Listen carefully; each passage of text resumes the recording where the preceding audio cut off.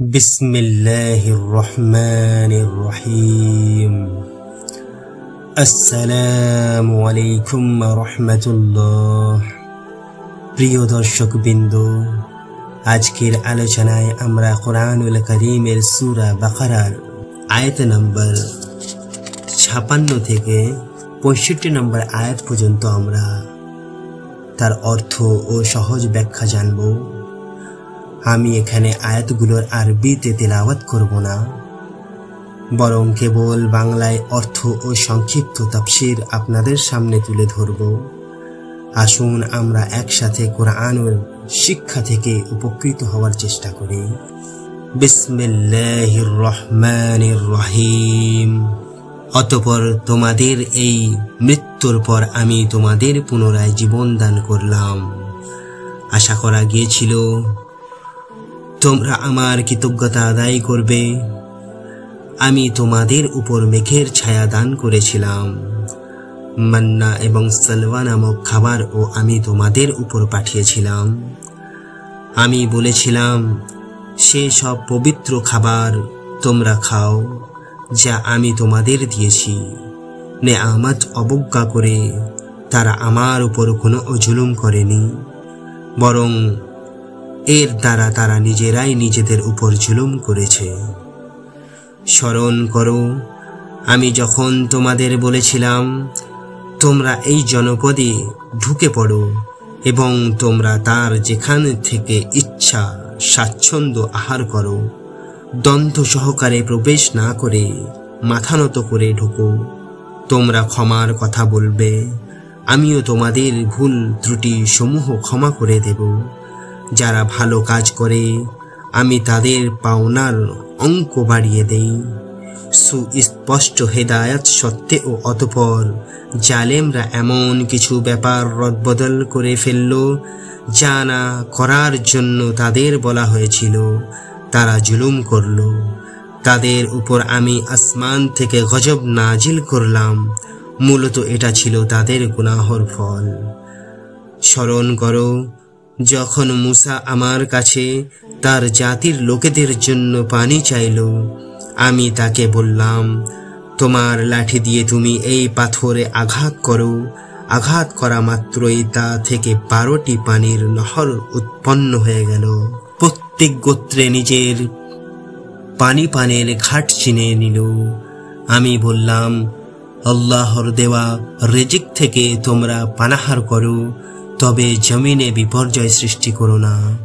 স্মরণ করো, তোমরা যখন বলছিলে, হে মূসা, প্রতিদিন একই ধরনের খাবারের উপর আমরা কিছুতেই আর ধৈর্য ধরতে পারছি না। তুমি তোমার মালিকের কাছে বলো, তিনি যেন আমাদের জন্য কিছু ভূমিজাত দ্রব্য, তরি তরকারি, পেঁয়াজ রসুন, ভুট্টা, ডালের ব্যবস্থা করেন,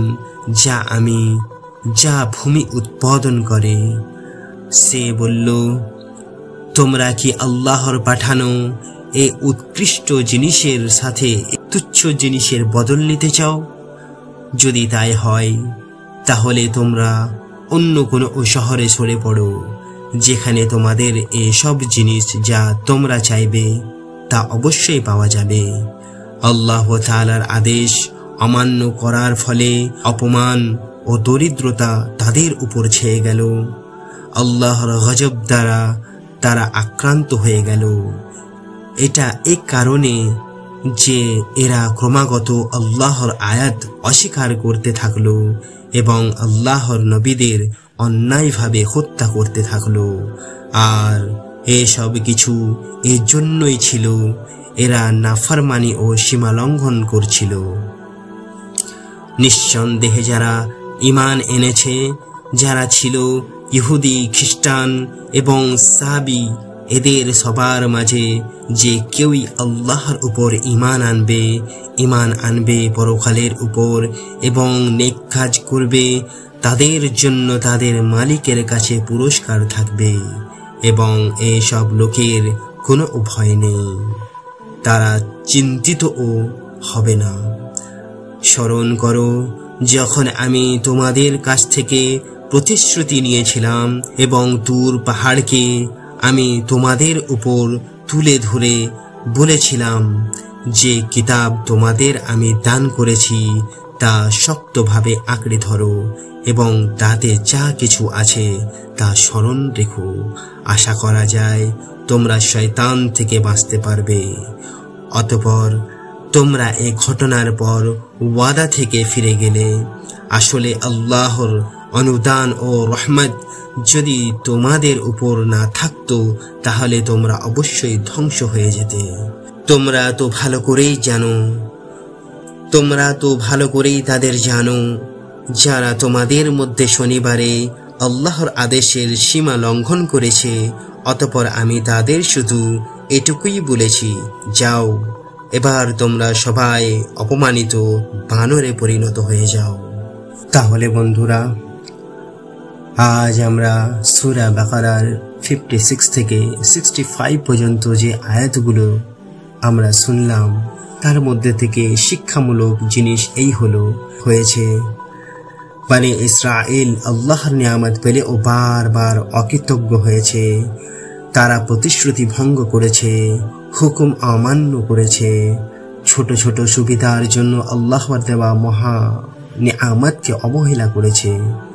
ফলে আল্লাহর শাস্তি নেমেছে। তবে আল্লাহ এটাও বলছেন, মুক্তির একমাত্র পথ হলো সঠিক ঈমান, আখিরাতের বিশ্বাস ও সৎকর্ম, গোত্র বা নাম দিয়ে নয়। আলহামদুলিল্লাহ, আজ আমরা সূরা বাকারার কিছু আয়াতের অর্থ ও সহজ ব্যাখ্যা জানলাম। কোরআন শুধু মুসলমানদের জন্য নয়, বরং সমস্ত মানব জাতির জন্য হিদায়াত ও আলো। আশা করি আপনারা সবাই এই শিক্ষাগুলো থেকে উপকৃত হবেন এবং নিজের জীবনে তা প্রয়োগ করার চেষ্টা করবেন। যদি ভিডিওটি ভালো লাগে তবে অন্যদের সাথে শেয়ার করুন, যাতে তারা ও কোরআনের আলো থেকে উপকৃত হতে পারে। আল্লাহ আমাদের সবাইকে সঠিক পথে চলার তৌফিক দিন। আসসালামু আলাইকুম ওয়া রাহমাতুল্লাহ।